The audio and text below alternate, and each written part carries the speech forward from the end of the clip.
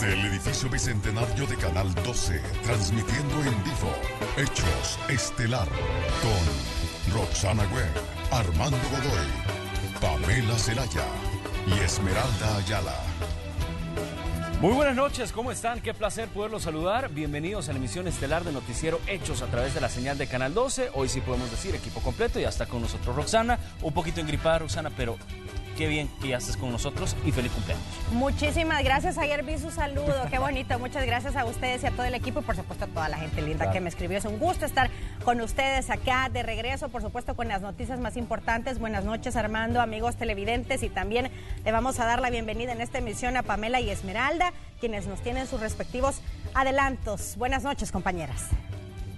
Buenas noches, Roxana, bienvenida nuevamente a Noticiero Hechos. Y bueno, vamos a hablar acerca del deporte nacional, y es que la selección ya hizo su segundo día de entrenamiento de cara a Copa Oro, y por supuesto vamos a hablar de la taquilla de la gran final, taquillón el que se vino. Bueno, de eso vamos a estar hablando más adelante, y por supuesto del deporte internacional. Vamos a hablar de la actividad de Roland Garros, pero también tenemos más información con nuestra compañera Pamela Celaya. Muchísimas gracias, Esmeralda. Y bueno, esta vez vamos a hablar mucho de cine. ¿Viste alguna vez Rambo?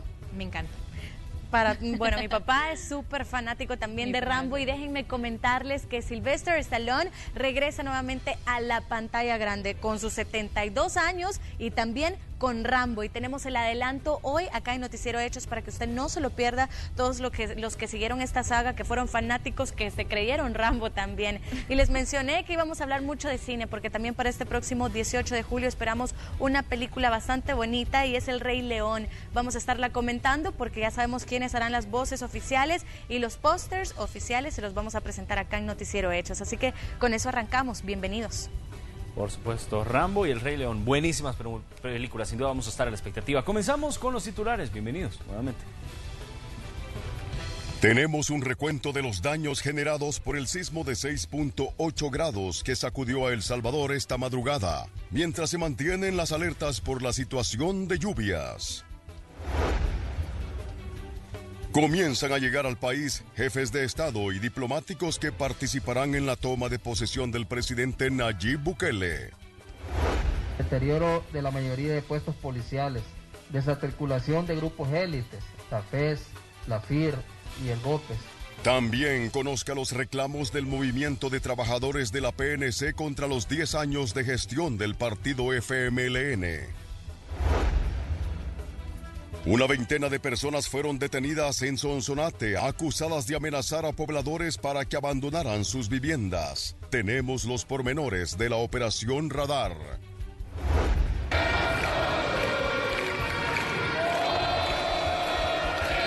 En Honduras se vive jornada de intensas protestas contra el gobierno. Las movilizaciones ocurren justo el día en que sale a la luz una investigación de los Estados Unidos contra el presidente Juan Orlando Hernández y algunos de sus familiares por supuestos nexos con el narcotráfico. Estamos a 2 días para la toma de posesión de Nayib Bukele, y previo a la ceremonia de traspaso de mando, el acceso peatonal ya fue restringido en las calles aledañas a la Plaza Gerardo Barrios en el centro histórico. Los vendedores informales ya se retiraron de manera voluntaria, y empleados de la alcaldía de San Salvador ejecutan jornadas de limpieza y ornato en las cuadras por las que transitarán este 1 de junio los invitados especiales a la toma de posesión del presidente Nayib Bukele. Y bueno, debido al mal tiempo, este jueves los ensayos fueron suspendidos y la tarima principal fue cubierta. Pese a ello, no dejan de llegar curiosos para verificar los avances de los preparativos de una ceremonia que será distinta, al aire libre y abierta al público. Y por supuesto, nosotros como Red Salvadoreña de Medios le llevaremos todos los detalles este sábado. Por supuesto, y sin duda hay varios temas que vamos a hablar en esta emisión. Otro tema importante también es la sacudida con la que amanecimos este día, este terremoto de 6.8 que dejó daños, algunos daños en El Salvador. Además, pues ya las autoridades han dado un consolidado preliminar de todas las afectaciones que se han dado, y de eso nos estará hablando, y sobre todo en la zona costera del país, ¿no?, donde la gente está más preocupada, y de hecho ya las autoridades de educación han dicho desde muy temprano que se han suspendido clases durante 24 horas, así que hay que estar a la expectativa, y de eso nos estará hablando más adelante el periodista Ernesto Cornejo. Pero mientras vamos a saludar a Tatiana Funes, que nos informa desde el Aeropuerto Internacional esto sobre la llegada de los primeros jefes de Estado para la toma de posesión de Nayib Bukele, que sin duda, además de este sismo que se registró a las 3 de la mañana, también es otra de las temáticas que nos ha mantenido pendientes en las últimas horas. Tatiana, buenas noches, cuéntanos, ¿quién o cuáles son las delegaciones que ya arribaron a nuestro país? Buenas noches. Así es, muy buenas noches, qué gusto saludarles y precisamente nos encontramos en el Aeropuerto Internacional de Comalapa, donde este día representantes de Cancillería han iniciado a recibir a las delegaciones y por supuesto a los mandatarios que van a participar en la toma de posesión del presidente electo Nayib Bukele. Precisamente este día se recibieron a 4 delegaciones y el canciller de la República ha confirmado de que se esperaría el arribo de 94 representantes de diferentes países con los que El Salvador tiene relaciones diplomáticas. Escuchemos a continuación las declaraciones que daba el canciller de la República. Mañana llegan también mandatarios y el 1 de junio temprano también llegan otras delegaciones, incluso a nivel también de mandatarios el 1 de junio. ¿A quiénes esperamos mañana? El presidente del Estado Plurinacional de Bolivia, don Evo Morales, presidente de Panamá, tanto el presidente Juan Carlos Varela como el señor Laurentino Cortizo estarán pendientes. Las horas todavía están afinándose las horas, pero son ya debidamente confirmados. Informarles que para el día de mañana se prevé que vengan hacia el país el presidente de Haití, el presidente de Bolivia, así como el vicepresidente de Ecuador y de Paraguay y también el presidente de Panamá. El canciller también ha confirmado de que precisamente esta noche estarían arribando los representantes de la República Popular de China. Esta es la información que tengo para compartir con todos ustedes y con esto regreso la señal a los estudios. Feliz noche. Perfecto, muchísimas gracias Tatiana por tu reporte. Continuamos siempre con más hechos y es que la seguridad está garantizada para la ceremonia de traspaso de mando que se realizará el próximo 1 de junio. Así lo reiteró el director de la Policía Nacional Civil, Howard Cotto. El dispositivo estará integrado por casi 1000 elementos de la corporación y decenas de soldados del ejército. Tenemos involucrados a un aproximado de 900 policías y buena parte de ese dispositivo está ahí. Ahí tenemos a la Delegación Centro. Vamos a tener el apoyo de la Delegación de San Salvador Sur, de la Delegación de San Salvador Norte, de la Delegación de Ciudad Delgado, de la División de Armas y Explosivos y ya los dispositivos que ustedes ya se los he explicado de tránsito y de la División de Protección de Personalidades. Vamos a tener un dispositivo también de la UMO con varios pelotones que estarán trabajando en la zona también. Y Morena, Ileana Vigil Valdés será la ministra de Turismo en la gestión de Nayib Bukele, así lo anunció el presidente electo a través de Twitter. Conozcamos la hoja de vida de la nueva titular. Ella es investigadora académica, administradora de empresas, comunicadora y relacionista pública. Es graduada de la Universidad Centroamericana José Simeón Cañas. Trabajó entre el 2001 y 2006 en el Programa de las Naciones Unidas para el Desarrollo de El Salvador. Fue gerente de Comunicaciones y Mercadeo Institucional en el organismo promotor de exportaciones e inversiones de El Salvador. Y además, en el 2017 fue nombrada como directora nacional de Marca País El Salvador.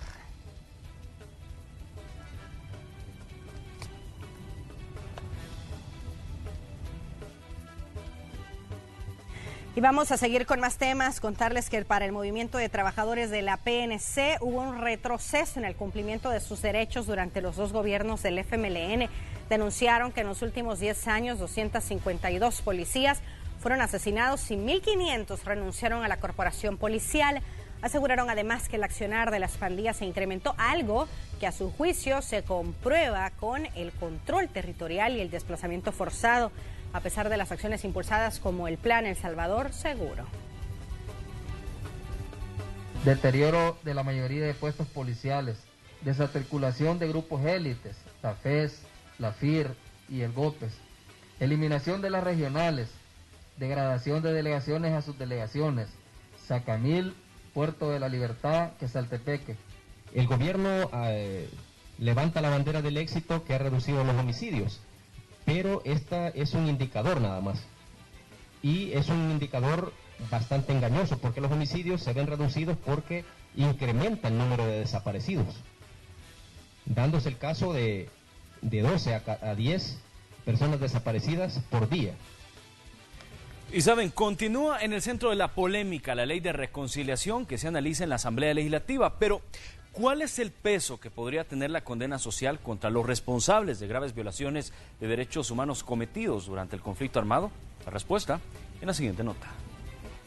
El conflicto social y armado que se vivió en el país en las décadas de los 70s y 80s dejó heridas y secuelas directas en cientos de familias salvadoreñas y extranjeras. Agresiones, torturas, asesinatos y desapariciones forzadas que aún no tienen respuestas para muchas familias. El conocer la verdad de los hechos es una fase importante de este proceso. Decir la verdad implica también reconocer que cometieron una injusticia, reconocer que cometieron graves delitos. Pero la soberbia de estos actores de no admitir estas responsabilidades y no darle el rostro ante las víctimas y pedir perdón es lo que realmente está generando la condena social en estos momentos. Sería más ético decir, bueno, yo reconozco, me obligaron, aunque nadie está obligado a acatar una orden ilegal, y cometí estos y estos delitos, desaparecí, maté, y me arrepiento públicamente y le pido perdón a la familia. Eso sería muy importante. En este tipo de casos hay un juicio legal, un juicio divino y un juicio o condena social histórica, donde el honor, el nombre y el prestigio está en juego. En una palabra usted me define, Roberto Dawson, el apellido, ¿qué se te viene a la mente? Monseñor Romero. Si le digo Ríos Montt. Masacres de indígenas. Si le digo, por ejemplo, Augusto Pinochet. Masacres de estudiantes. Y si digamos, menciono un nombre de los que están ahorita, eso es lo que le temen ellos, quedar en la historia. Ya quedaron. En la memoria histórica. Ya quedaron en la historia, en ese imaginativo. Aquí juega un tema muy importante que es el tema de el honor y la moral, ¿verdad?, que puede tener la familia. Es importante mencionar que estas responsabilidades son personales e individuales, ¿verdad?, directamente, y que tienen el objetivo de llegar a la verdad y a la veracidad de los hechos. Otra pieza importante de este complicado proceso es el acto sincero del perdón. Estamos dispuestos a perdonar, siempre lo hemos dicho, nosotros no tenemos rencor, nosotros no quisiéramos que nadie sufriera por nada de lo que pasó en la guerra, pero no podemos quedarnos callados cuando nos falta saber la verdad, cuando el victimario no nos ha pedido perdón a nosotros, no ha reconocido su crimen.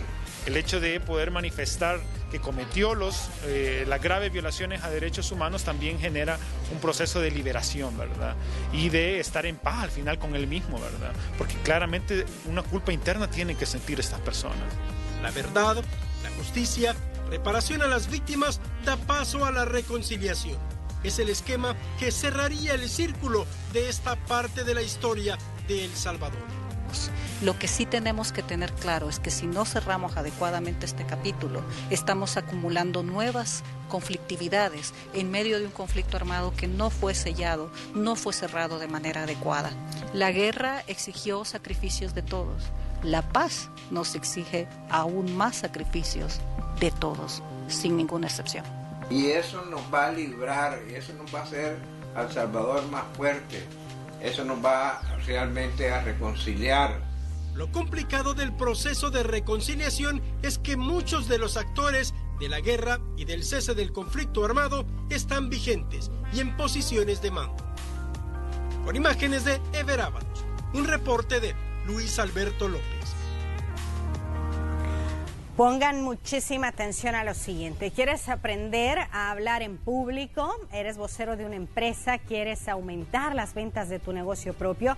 Pues inscríbete en el diplomado para presentadores de TV e imagen pública de la Escuela de Comunicaciones de la Red Salvadoreña de Medios, donde conocerás sobre el lenguaje de la televisión, imagen pública, vocería, vocalización y además con profesionales de la TV y de radio. Y para más información nos puedes llamar al 2560-1211 o visitarnos a www.escuelarsm.com o también puedes buscar más información en nuestras redes sociales. Nos buscas como Escuela RSM. En minutos.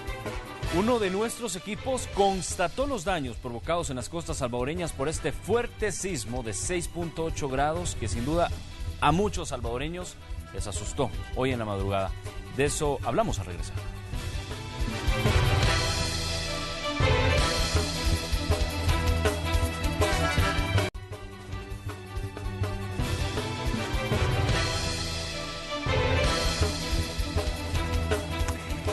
Esta madrugada, un sismo de 6.8 grados activó las alarmas a nivel nacional. El movimiento también fue sentido en otros países centroamericanos. Veamos más detalles a continuación.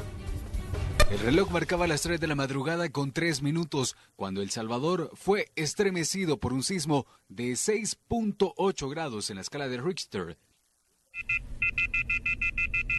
El epicentro se registró frente a la Costa de la Libertad, a 66 kilómetros al sur de la playa Misata, con una profundidad de 48 kilómetros y una intensidad de 6 en la escala de Mercalli.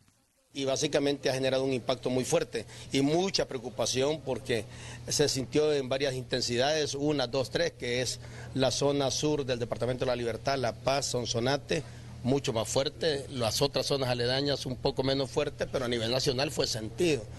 Y además por un rango de tiempo bastante amplio, casi un promedio de 40 segundos. Las alarmas se activaron y las autoridades del Ministerio de Medio Ambiente y Recursos Naturales emitieron una alerta de tsunami que duró al menos 4 horas en cumplimiento de protocolos internacionales. Hubo daños leves en supermercados, en viviendas, edificios y hospitales en donde los pacientes y el personal fueron evacuados en medio de recortes de energía que se mantuvieron por varios minutos. El gabinete de gobierno llegó hasta el centro de monitoreo de amenazas para evaluar la situación. Como vemos, es 6 en la escala de Mercalli modificada. Lo importante es que la percepción de la población fue muy fuerte.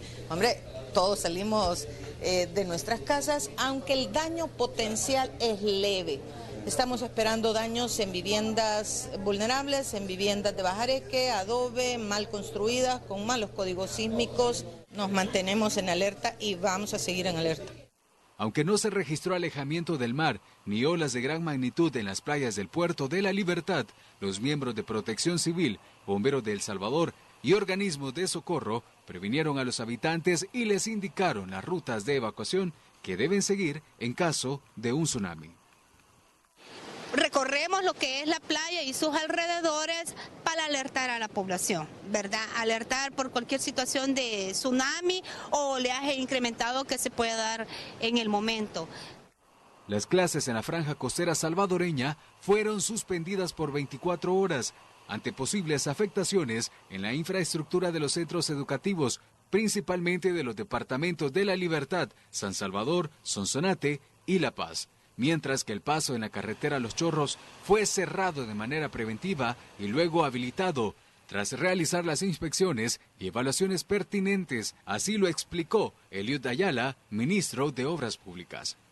Ordenamos de manera inmediata recorridos en toda la red vial prioritaria para conocer exactamente cuáles eran los puntos de mayor afectación. De ocurrir alguna situación que amerite el desplazamiento de alguna maquinaria pesada y que ocasionalmente o temporalmente tengamos que hacer un cierre preventivo, lo vamos a anunciar. De momento, todo nos indica que las afectaciones son menores y en todos los casos los estamos atendiendo. El sismo de magnitud 6.8 fue sensible en Guatemala, Honduras, Nicaragua y en Costa Rica. Afortunadamente no hubo víctimas que lamentar, solo daños materiales. Con imágenes de Alfredo López y José Delgado, Nelson Quinteros, Noticiero Hechos. Y el Ministerio de Medio Ambiente publicó un comparativo de la liberación de energía de terremotos de subducción. Según el gráfico, escuche bien, el terremoto del 13 de enero de 2001 fue 22 veces mayor que el sismo magnitud 6.8 que todos sentimos esta madrugada frente a las costas de La Libertad. Esto es un comparativo para que tengamos una idea de lo intenso que fue, o lo no intenso que fue.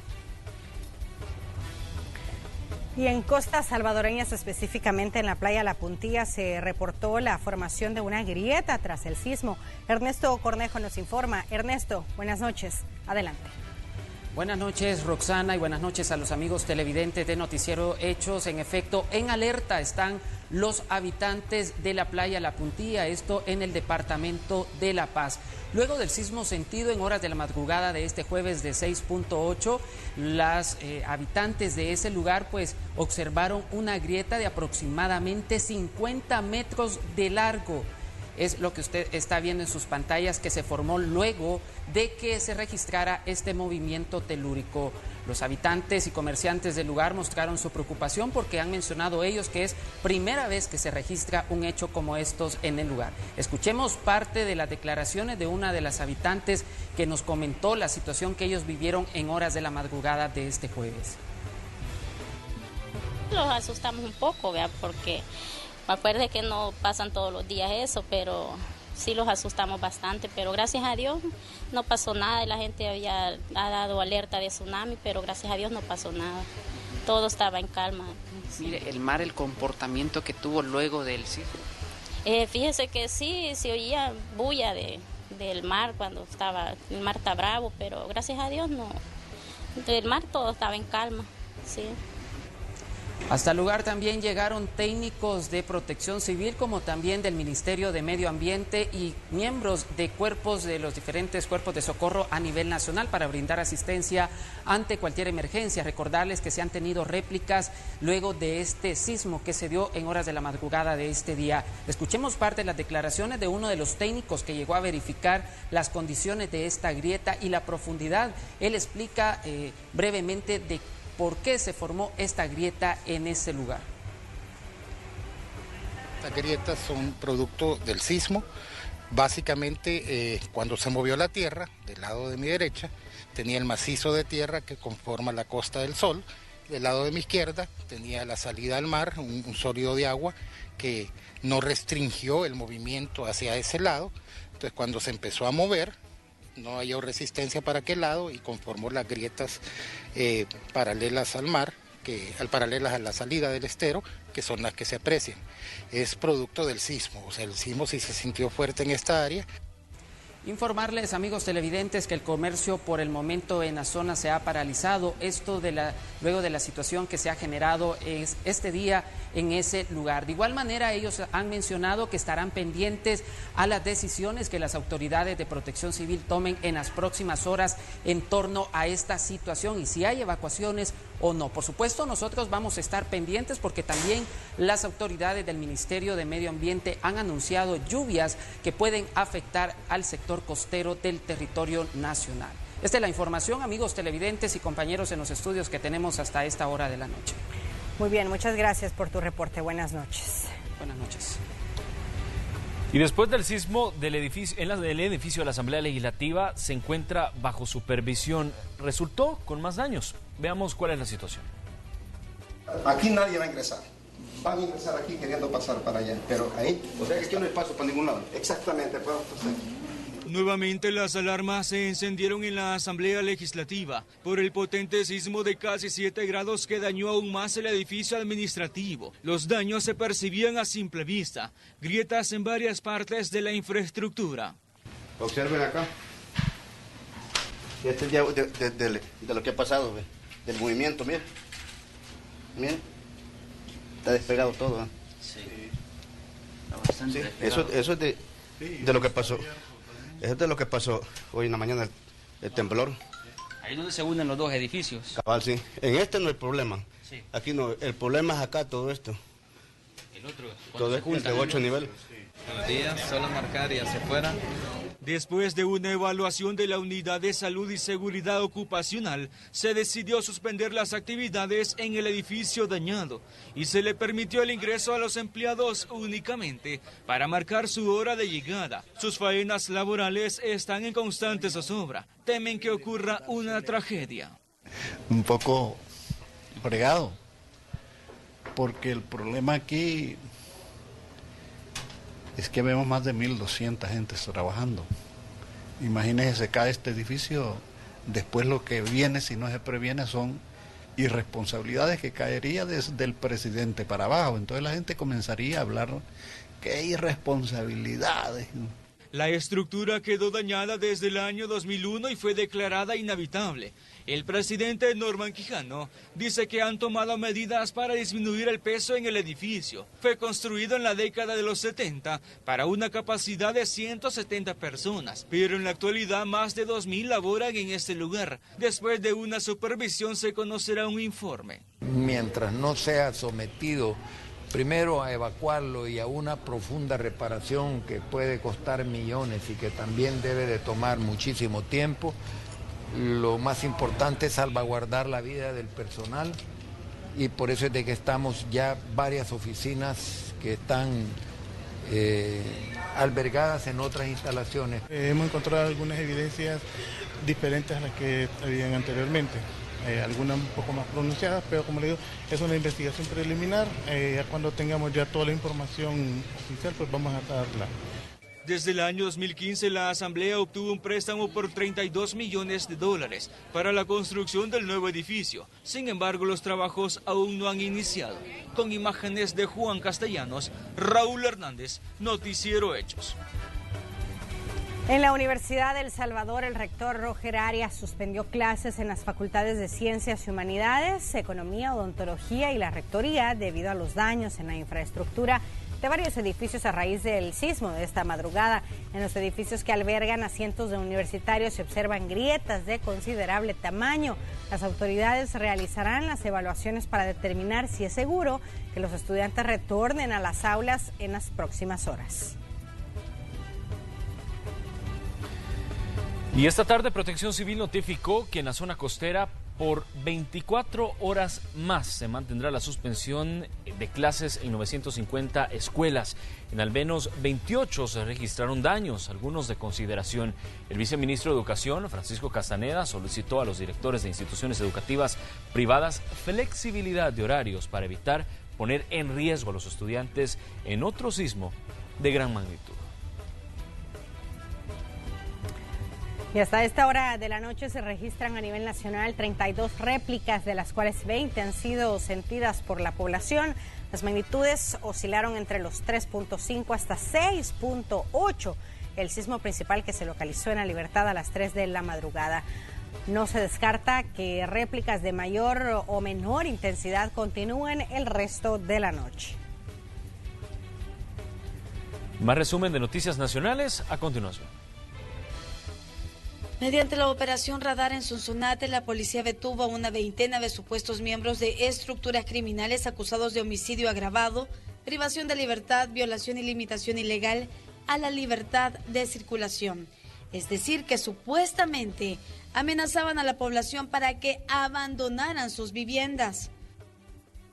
Los representantes de las Rutas Unidas salvadoreñas se mostraron complacidos luego que la Sala de lo Constitucional del órgano judicial les notificó sobre la admisión de 2 amparos en los que reclamaban daños y perjuicios en contra de los empresarios del transporte de Soyapango, Ilopango y San Martín tras la implementación del CITRANS. 2 cadáveres fueron localizados en diferentes puntos del municipio de Soyapango. El primero en la calle Agua Caliente, a la altura de la colonia Los Alpes, y el otro en la carretera de Oro, en cercanías de un centro educativo. Ambas víctimas estaban dentro de sacos y se desconocen hasta el momento sus identidades. Los representantes de la organización Plataforma Electoral Ciudadana han propuesto a los diputados utilizar una metodología para elegir a los magistrados del Tribunal Supremo Electoral para el periodo 2019-2024, proceso que deberán realizar en los próximos 60 días. proponen, entre otros aspectos, realizar un examen psicológico a los aspirantes.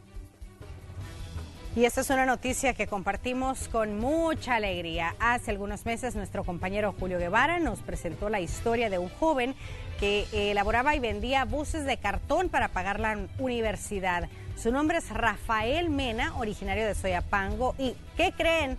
Este día cumplió su sueño. Se graduó como arquitecto de la Universidad Nacional de El Salvador. De la falta de recursos, este joven de 26 años se dedicó a elaborar buses de cartón y así pagaba los gastos universitarios. Un claro ejemplo de superación. Rafael recibió su deseado título ante la mirada de sus padres, quienes no ocultaron la felicidad de ver a su hijo convertido en todo un profesional. Y cabe destacar que gracias al reportaje que presentamos, Rafael también recibió apoyo de diversas instituciones para que lograra su meta. Así que no queda más que felicitarlo. Un aplauso. Muchas felicidades. Muchísimas felicidades para ese joven que sin duda es ejemplo de muchos aquí en El Salvador. Vamos a pasar a otros temas y estamos muy felices porque Pilsener inauguró el Mes de los Amigos. Por 7º año consecutivo, La Constancia y su marca Pilsener inauguran el Mes de los Amigos con la apertura de diferentes sucursales Cervecería La 85 para celebrar la amistad con todos sus consumidores. Este Mes de los Amigos está a punto de dar inicio, el banderillazo de salida lo tenemos este sábado, 1 de junio. El Mes de los Amigos contará con una iniciativa que invita a los salvadoreños a canjear sus corcholatas contramarcadas con 85 centavos por cervezas Pilsener en sucursales de Cervecería La 85. Además, podrán disfrutar de buena comida, música y transmisión de partidos de fútbol. Estas estarán ubicadas en San Salvador, Santa Ana y San Miguel. Esperamos que todos los salvadoreños puedan venir, disfrutar de un ambiente diferente, un ambiente seguro, un ambiente en el cual van a poder disfrutar de su Pilsener bien helada. La Constancia y Pilsener invitan a todos los salvadoreños a unirse a esta gran celebración. Para Noticiero Hechos, Alison Abarca. Muy buenas noches, bienvenidos a los deportes en Noticiero Hechos. Ahora vamos a hablar de selección nacional que ya tiene su segundo día de preparación rumbo a Copa Oro 2019 y por supuesto una noticia que de verdad acaparó todos los titulares y es que Herbert Sosa ya dejó ser el jugador de Alianza Fútbol Club y bueno, ya tiene un nuevo equipo. De eso vamos a hablar en el siguiente informe. La selección mayor realizó su segundo día de prácticas con miras a Copa Oro 2019. Los pupilos del profesor Carlos de los Cobos realizaron trabajo físico y táctico de cara a la competencia en la que se enfrentarán en el Grupo C a las selecciones de Curazao, Jamaica y Honduras. A partir de los itinerarios que nosotros tenemos confirmados, de la cantidad de horas de vuelo, algunas escalas que se tienen que hacer por obligación, pues nosotros se ha diseñado un plan básicamente de regeneración en cuanto al tiempo que se tiene en un avión. Después de haber perdido la final del Clausura 2019 frente a Águila, este jueves Alianza Fútbol Club dio a conocer su primera baja. Se trata de Herbert Sosa. El volante nacional aún tenía contrato con los Albos, pues había firmado su renovación por 2 años más en el año 2018, pero sorpresivamente la noticia la dio a conocer el club en un comunicado. Agradecemos a Herbert por todos estos años de esfuerzo, dedicación y entrega a la institución blanca, obteniendo 4 títulos nacionales en el Clausura 2011, Apertura 2015, Apertura 2017 y Clausura 2018, anotando 41 goles en la liga, convirtiéndose en el tercer máximo goleador del club en este torneo. Le deseamos a Sosa el mejor de los éxitos en sus próximos proyectos, rezaba el comunicado de los Albos. Horas más tarde, el equipo de Santa Tecla Fútbol Club anunciaba la contratación del volante nacional a través de sus redes sociales. Bienvenido Herbert Sosa, nuestro nuevo fichaje Perico, publicó el equipo colinero en sus cuentas de redes sociales oficiales. La Primera División de Fútbol reveló la taquilla de la final del Clausura 2019. La final que tuvo lugar en el Estadio Cuscatlán el pasado 26 de mayo entre Águila y Alianza dejó un ingreso de $498,675. Al duelo en el que se enfrentaron Albos y Negro Naranja asistieron 25,772 personas con boleto pagado, por lo que Emplumados y Paquidermo se embolsarán $202,775 con 94 centavos. Sin duda una de las taquillas más jugosas exitosas en la historia de las finales del fútbol salvadoreño, llegando a ingresar casi $500,000. Gracias por estar con nosotros. Vamos con noticias internacionales. Cientos de maestros y médicos salieron a protestar en Tegucigalpa, Honduras, para exigir la derogación de 2 decretos ejecutivos denominados PCM, que pretende privatizar la salud y la educación en ese país centroamericano. Los manifestantes se concentraron como parte del denominado paro nacional para exigirle al gobierno hondureño que desista de esta iniciativa que, según los maestros y médicos, pretende impulsar también despidos masivos en ambos gremios. Por su parte, el gobierno de Honduras sostuvo que la iniciativa no contempla la privatización de los servicios de salud y educación, por lo que seguirán siendo gratuitos.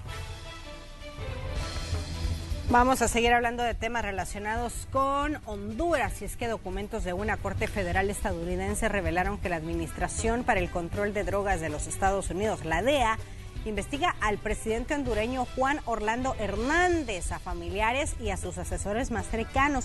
Los documentos detallan que la DEA lleva aproximadamente desde el 2003 investigando a Hernández, su hermana Hilda, al ministro de Seguridad Julián Pacheco, al secretario de la Presidencia Eval Díaz y a varios miembros de la familia Rosenthal, propietaria del conglomerado Grupo Continental, entre otros. En noviembre del año pasado, la DEA detuvo en Miami a Juan Antonio Tony Hernández, otro hermano del presidente, acusado por delitos de narcotráfico, específicamente de cocaína y uso y posesión de armas. Y sobre un anuncio sorpresa que podría comprometer un importante acuerdo comercial, el presidente Donald Trump anunció el jueves que está aplicando un arancel del 5% a todas las importaciones mexicanas para presionar al país a hacer más para reprimir el aumento de migrantes centroamericanos que tratan de cruzar la frontera. El mandatario estadounidense dijo que el porcentaje aumentará gradualmente hasta que se resuelva el problema de la inmigración ilegal. Trump hizo el anuncio, como es costumbre en Twitter, luego de informar a periodistas el jueves que planeaba una declaración importante, que sería su más importante declaración hasta el momento sobre la frontera.